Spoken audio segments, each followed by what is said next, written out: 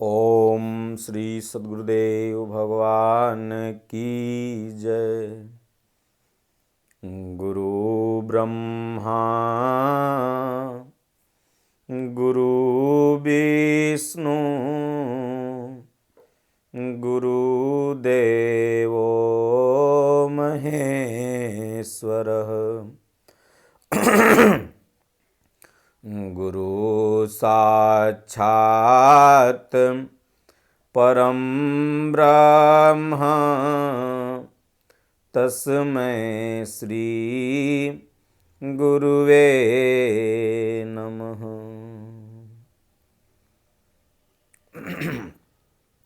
पुरुष नपुंसक नारी वा जीव चराचर कोई, सर्वभाव भजी कपट तजी, मोहि परम प्रिय सोई। बोलिए श्री सद्गुरुदेव भगवान की जय। कुछ भक्तों के अनुरोध पर और कुछ मीडिया बंधुओं के भी अनुरोध पर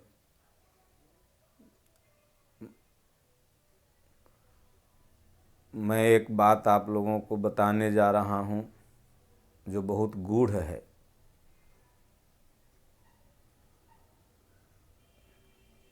जो सदियों से सनातन संस्कृति को नष्ट करने का प्रयास किया जा रहा है।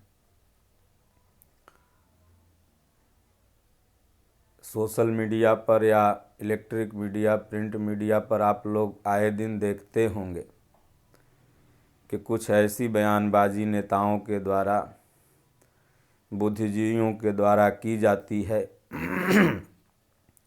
जिससे मानव समाज, हिंदू समाज टूटे, अलग हो जाए, एक न होने पाए। हम अशिक्षित थे तो सबसे भूलें हुई, सबसे भूलों का प्रादुर्भाव हुआ, हर वर्ग से भूलें हुई अशिक्षा के कारण। लेकिन हम धीरे धीरे, आप धीरे धीरे शिक्षित होते चले जा रहे हैं, इसलिए समाज की तमाम कुरीतियाँ धीरे धीरे नष्ट हो जाती थी। जैसे पहले सती प्रथा वगैरह एक धर्म था, लेकिन धीरे धीरे शिक्षित होने पर उसे कुरीति साबित कर समाज से बहिष्कार किया गया। उसी तरह से जाति प्रथा, ऊंच नीच, छुआछूत, यह भी एक सामाजिक कुरीति का ही अंग है। ऐसा नहीं कि किसी एक विशेष वर्ग में ही छुआछूत की भावना है, सभी वर्गों में। 4 वर्ण माने गए हैं, ये तो हैं साधना के सोपान, लेकिन अगर बाहरी दृष्टिकोण से भी देखा जाए तो इन चारों वर्ण में छुआछूत की भावना कूट कूट के भरी है। अगर ब्राह्मण कहता है कि मैं एक हरिजन दलित का छुआ नहीं खाऊंगा, तो वह हरिजन दलित भी कहता है कि हम चमार का छुआ नहीं खाएंगे, मुसहर का छुआ नहीं खाएंगे। मुसहर समाज में जाइए तो उसमें भी कई कुरी है, और उसमें कोई कुरी अपने को श्रेष्ठ मानती है, कोई कुरी अपने को, अपने आगे किसी को निम्न मानती है। हर समाज में, वह चाहे जो भी जातियां हैं, सब में अगर आप देखें जा कर के तो सब में कहीं न कहीं छुआछूत की भावना भरी हुई है, कूट कूट के भरी हुई है। और इसका मात्र एक ही कारण है, अशिक्षा और अज्ञान। हमारी हिंदू संस्कृति जो हमारे पूर्वजों ने निर्माण की, वह देखा जाए तो प्रत्येक पूजा पाठ में प्रत्येक वर्ग का महत्व दिया गया। हर वर्ग की वस्तुएं उस पूजा पाठ में लगती हैं। क्यों ऐसा किया गया, इसके पीछे रीज़न क्या है? तो रीज़न मात्र यही है कि हमारा समाज एक रहेगा। आज नेताओं के द्वारा जो बड़बोलेपन में बोला जाता है, ये मात्र उनका केवल एक वर्ग को खुश करना, एक वर्ग में अपनी पहुंच कायम करना और एक वर्ग को नाराज़ करना। जिस वर्ग के पक्ष में हम बोलते हैं वह वर्ग मेरा हो जाए, मुझे मानने लगे, मुझे वोट दे, क्योंकि जिस वर्ग के खिलाफ बोल रहे हैं वो तो हमें मानेगा नहीं, देगा नहीं। इसलिए नेताओं को भी ऐसे बयानबाजी से बचना चाहिए। नेता उसे कहते हैं जो तोड़े हुए समाज को जोड़ दे, न कि और अगर कोई समाज जुटना चाह रहा है तो उसे तोड़ दे। आज अगर हमारे भारत में हिंदू एक नहीं हो पा रहे हैं तो कुछ बुद्धिजीवी नेताओं के द्वारा, सब नेता वैसे नहीं हैं। बहुत नेता ऐसे भी हैं जो हमारे हिंदू समाज, मानव समाज को एक करने में लगे हुए हैं, लेकिन कुछ ऐसे हैं जो दाल में नमक के समान है। नमक तेज हो गया तो पूरी दाल खराब हो गई। तो इसलिए जितने भी भक्तजन हैं, जितने भी हमारे हिंदू समाज, सनातन संस्कृति, मानव समाज में वर्ग विशेष हैं, अगर ऐसे नेता जो हमें और आपको तोड़ने की बात करते हों, हमारे और आपके बीच में एक दीवार खड़ी करते हों, न उनकी आप बात सुने और न उनको अपना आइकॉन माने, उनका बाइकाट करें। उसका मात्र एक ही उपाय है। विरोध करने का सबसे अच्छा तरीका होता है कि हम बातों को अनसुनी कर दें। जब जनता उस बात को ध्यान ही नहीं देगी तो धीरे धीरे ये नेता लोगों की वाणी अपने आप संयमित होने लगेगी। भगवान पर भी कुछ नेता लोग विरोध करते हैं कि भगवान राम काल्पनिक थे। अरे भाई, किसी के कह देने से, अब कोई कहे सूर्य काल्पनिक हैं, चंद्र काल्पनिक हैं, धरती काल्पनिक है, तो क्या यह माना जा सकता है? हर जगह कल्प आप मैथमेटिक्स पढ़ते हैं, साइंस पढ़ते हैं, कोई भी विषय पढ़ते हैं तो उसमें कल्पना करते हैं। माने इतना बटा इतना, माना इतना बटा इतना। कल्पना कर लिए तभी तो फिर आपका सही आंसर की तरफ आप बढ़ते हैं। तो उसी तरह से परमात्मा की हमारे महापुरुषों ने कल्पना की। अगर हम हैं, हमारा अस्तित्व है, तो ईश्वर का, राम का, कृष्ण का, भगवान का जरूर अस्तित्व होगा। क्योंकि बचपन में ही पढ़ाया जाता है, जिसने सूरज चाँद बनाया, जिसने चिड़ियों को चहकाया। तो कोई न कोई थर्ड पावर और फर्स्ट पावर है जो इस पूरी सृष्टि को चला रहा है। तो उस पावर को किसी ने राम कहा, किसी ने कृष्ण कहा, किसी ने कबीर साहब, तुलसी, माता मीरा, जितने महापुरुष हुए हमारे भगवान भोलेनाथ, नाम अलग हो जाएं लेकिन वह सत्ता एक ही है। इसलिए परमात्मा किसी के कह देने से काल्पनिक नहीं हो जाते। रामचरितमानस एक ऐसा ग्रंथ है जो बाबा तुलसीदास जी ने मुगलों के समय में हिंदू समाज में आई हुई दरार जो छुआछूत की थी उसको पाटने का काम किया। भगवान राम माता सबरी का जूठा खाते हैं, जो कोल भील आज के प्रचलित मुसहर जाति से ही थी, लेकिन भगवान ने वहाँ भेदभाव और छुआछूत नहीं किया। ऐसे प्रभु श्री राम को अगर कोई काल्पनिक कहे तो उसे मूर्ख ही और पागल ही समझना चाहिए और उनकी बातों पर ध्यान भी नहीं देना चाहिए। ब्राह्मण समाज,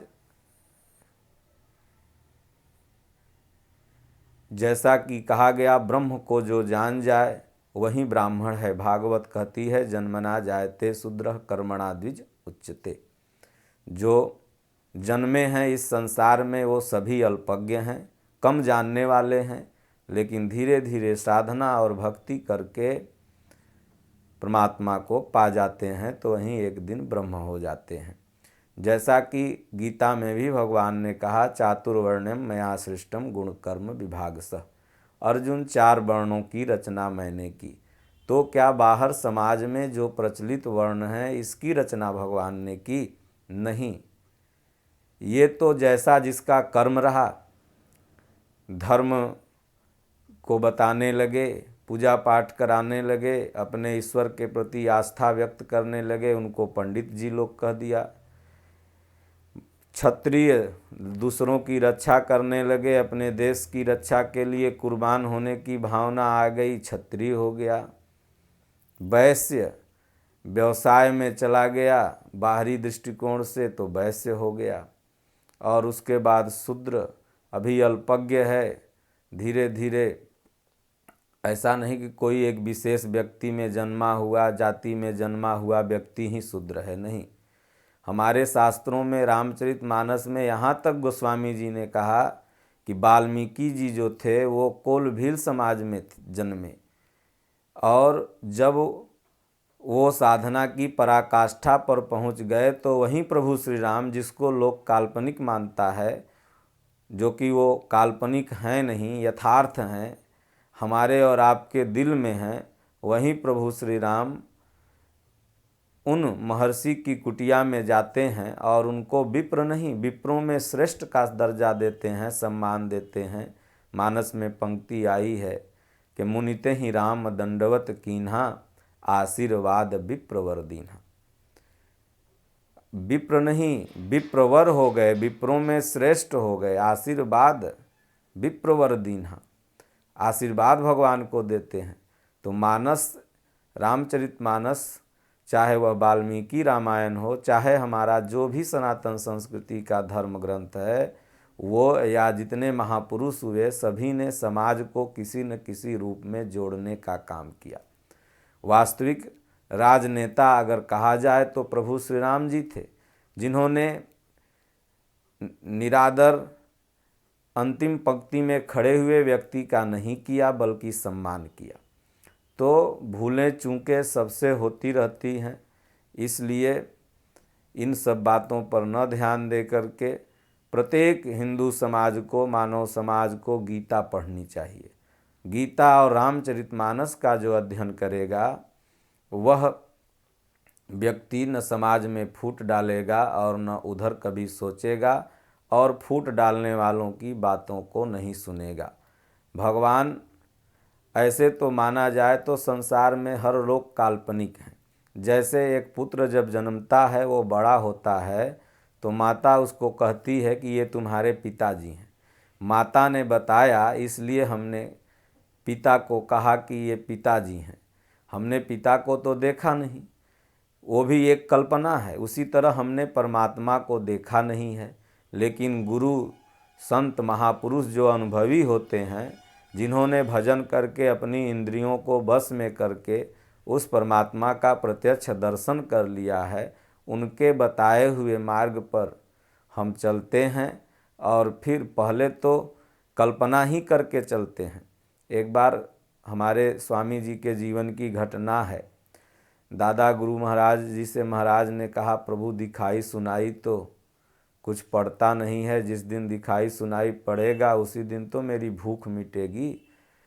अर्थात भजन भगवान के बारे में जब पता चलेगा, भूखा तब पतियाई जब पाव आध पेटे जाई, यानी कि आधा किलो पाव भर जब खाता है आदमी तब तृप्त हो जाता है।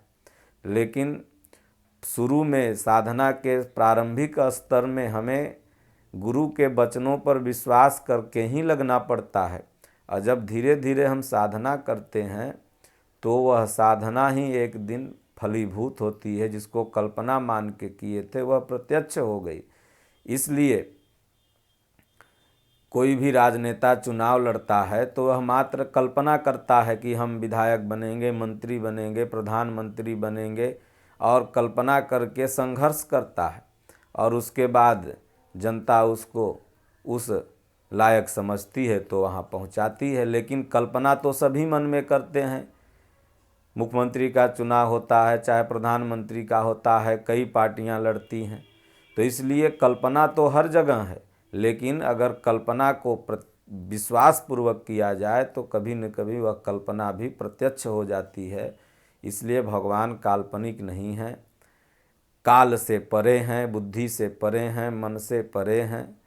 इसलिए इन सब की बातों पर ध्यान न दे के आप लोग गीता, रामचरितमानस पढ़ें। गीता कुछ कुरीतियों के कारण लोग नहीं पढ़ते थे, लेकिन धीरे धीरे हमारे पूज्य गुरुदेव भगवान ने प्रेरित करते करते समाज को यहाँ तक पहुँचा दिया कि आज सबके घर में श्रीमद् भागवत गीता भाष्य यथार्थ गीता है। हर वर्ग को, चाहे वह 4 वर्ण में कोई वर्ग हो, प्रत्येक वर्ग को अपने अंदर से छुआछूत की भावना निकालनी होगी। अपने अब देखिए अफसर समाज है, कोई एसपी है, कोई डीएसपी है, कोई डीजीपी है, कोई आईजी है, कोई कुछ है, वहाँ पर भी ग्रेड की छुआछूत की भावना है। क्या एक डीआईजी एक पानी पिलाने वाला या एक हवलदार तहसीलदार से उसी स्तर का बिहेव करता है? नहीं, वहाँ भी देखा जाए तो बिहेव में अंतर है। इसलिए सज्जनों, सबसे पहले हम मानव हैं, मनुष्य हैं, उसके बाद ग्रेट है, उसके बाद जातियां हैं। लेकिन जो हमारे अंदर में अस्पृश्यता या बड़े छोटे की भावना मन में गढ़ कर बैठी है, आप देखिए कोई भी अफसर रहें, डीआईजी भी जब रिटायर हो जाता है तो एक हवलदार जैसा ही एक हवलदार भी जब रिटायर हो जाता है तो वह भी उसी तरह मानव रहता है। आज कोई के पास 8 ड्राइवर है, कोई के पास 10, लेकिन रिटायर होने के बाद खुद ड्राइव करना पड़ता है। तो इसलिए ये सब एक मन का फजूल है, ढकोसला है कि हम बड़े हैं, तुम छोटे हो, तुम नीच हो। और सत्यनारायण भगवान की जो कथा है यह गीता ही है। भगवान की विशुद्ध वाणी जो 700 श्लोक में है, श्रीमद् भगवद गीता यही है। और जो आजकल पंडित जी लोग पढ़ाते हैं वह केवल भगवान की महिमा का मंडन उसमें किया गया है। जो 5 अध्याय में 150 श्लोक में है, उसमें परमात्मा की भक्ति इन्होंने किया तो ये मिला। लेकिन पंडित जी लोग को भी चाहिए कि श्रीमद् भगवद गीता कभी कभी अपने जजमान को सुनाएं। और हिंदी में यथार्थ गीता है, जिसको भी चाहिए हमारे यथार्थगीता.com जो आश्रम की वेबसाइट है उस पर जाकर निःशुल्क आप मंगा सकते हैं। पूज्य गुरुदेव भगवान ने ऐसी सुविधा आप लोगों के प्रदान की है। ज़्यादा न बोलते हुए इतना ही बोलेंगे कि सब एक बनो, नेक बनो और अपनी संस्कृति के लिए जागो। ओम श्री सद्गुरुदेव भगवान की जय।